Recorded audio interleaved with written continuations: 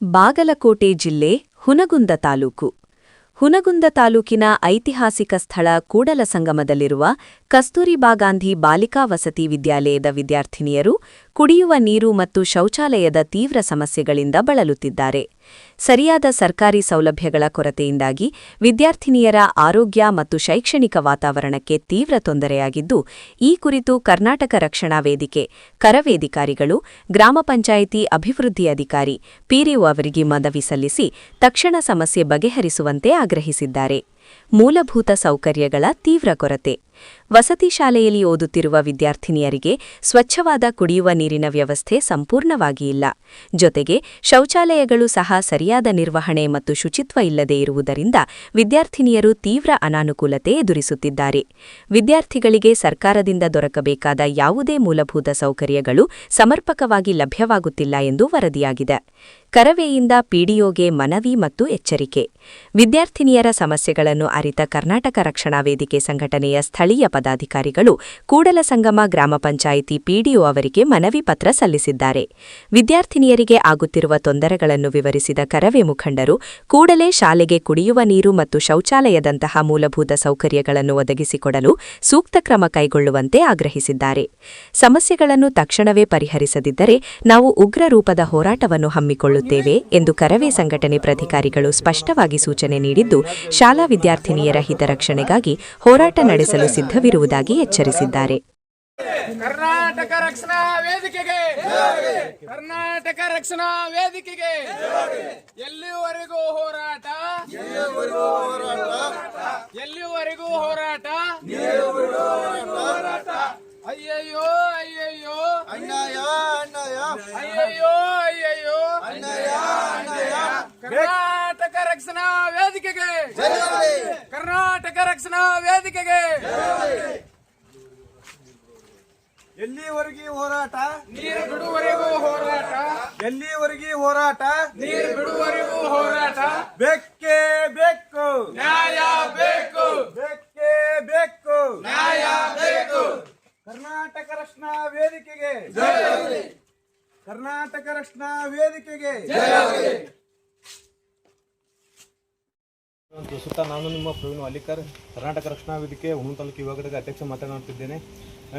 ಕೂಡಲಸಂಗಮ ಪುನರ್ವಸತಿ ಕೇಂದ್ರದಲ್ಲಿರುವ ಸರ್ಕಾರಿ ಕಸ್ತೂರ್ಬಾ ಗಾಂಧಿ ಸ್ಕೂಲಿನಲ್ಲಿ 150 ವಿದ್ಯಾರ್ಥಿಗಳು ವಾಸ ಮತ್ತು ಸ್ಕೂಲನ್ನು ಕಲಿತಿರ್ತಾರೆ. ಅಲ್ಲಿ ಆ ವಿದ್ಯಾರ್ಥಿಗಳಿಗೆ ನೀರು ಶಾರ್ಟೇಜ್ ಆಗುತ್ತದೆ. ಅದಕ್ಕಾಗಿ ಮುಂದಿನ ಇನ್ನೊಂದು ಪರ್ಯಾಯ ವ್ಯವಸ್ಥೆ ಮಾಡ್ತೀನಿ ಅಂದರೆ ಅದನ್ನು ಮಾಡದೇ ಹೋದರೆ ಒಂದು ವಾರ ಟೈಮ್ ಕೊಟ್ಟಾರ ಅವರು. ಒಂದು ವಾರದಲ್ಲಿ ಮಾಡದೇ ಹೋದರೆ ನಾವು ರಕ್ಷಣಾ ವೇದಿಕೆಯಲ್ಲಿಂದ ಶೀಘ್ರವಾಗಿ ಹೋರಾಟವನ್ನು ಕೈಗೊಳ್ತೀವಿ ಅಂತ ಈ ಮೂಲಕ ಎಚ್ಚರಿಕೆ ಹೇಳ್ತೇನೆ. ನಾವೆಲ್ಲ ಇಲ್ಲಿ ಬಂದು ಕೇಸಿ ಇಷ್ಟೆಲ್ಲ ನೋಡ್ತಾ ಇದೀವಿ ಅಂದರೆ ಇಲ್ಲಿ ಅನಾನುಕೂಲಗಳು ಜಾಸ್ತಿ ಇದ್ದಾವೆ.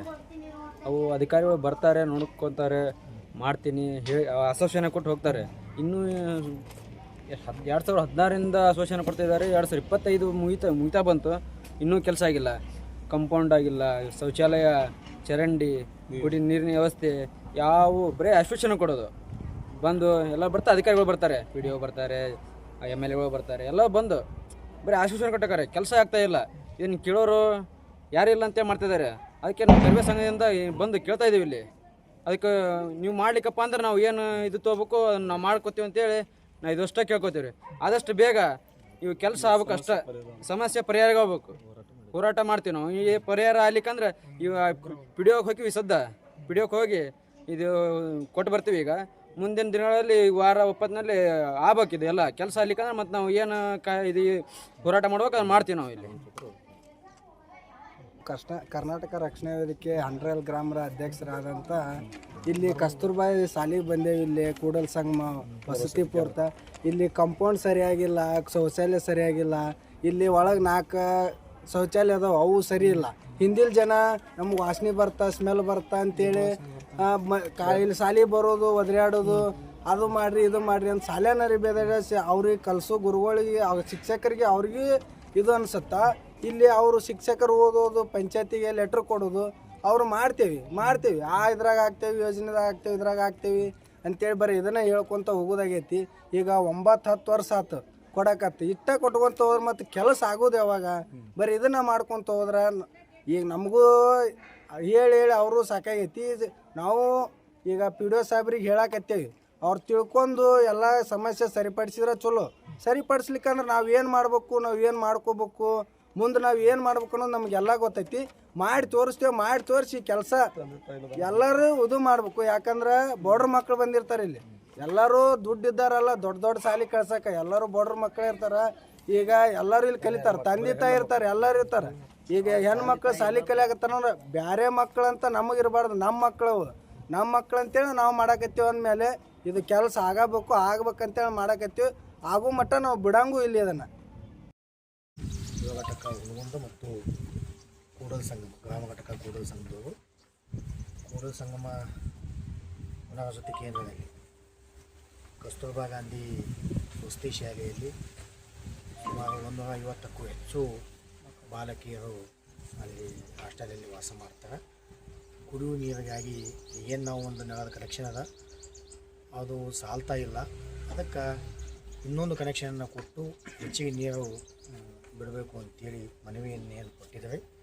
ಆ ಮನವಿ ಪ್ರಕಾರ ನಾನು ಒಂದು ವಾರದ ಒಳಗಡೆ ಆಲ್ಟರ್ನೇಟಿವ್ ಆಗಿ ಇನ್ನೊಂದು ಕನೆಕ್ಷನನ್ನು ಕೊಟ್ಟು ಆ ಮಕ್ಕಳಿಗೆ ಕುಡಿಯುವ ನೀರಿಗಾಗಿ ಮತ್ತು ಬಳಕೆಗಾಗಿ ಇದು ತೊಂದರೆ ಆಗದಂಗೆ ಟ್ಯಾಂಕಿನೂ ಕೂಡ ಮುಂದಿನ ಒಂದು ಕ್ರಿಯಾ ಯೋಜನೆಯಲ್ಲಿ ಇಟ್ಕೊಂಡು ಟ್ಯಾಂಕಿನೂ ಮಾಡಿಸ್ಕೊಡ್ತೀವಿ. ಅದಕ್ಕಿಂತ ತುರ್ತಾಗಿ ನಾವು ಒಂದು ವಾರದ ಒಳಗಡೆ ಇನ್ನೊಂದು ಕನೆಕ್ಷನನ್ನು ಕೊಡಿಸಿ ಮಕ್ಕಳಿಗೆ ಅಲ್ಲಿ ಕಲಿತಕ್ಕಂಥ ಮಕ್ಕಳಿಗೆ ಯಾವುದು ತೊಂದರೆ ಆಗಲ್ಲ ಕುಡಿಯುವ ನೀರಿಗಾಗಿ ಅದು ಮಾಡಿಸ್ಕೊಡ್ತೀವಿ.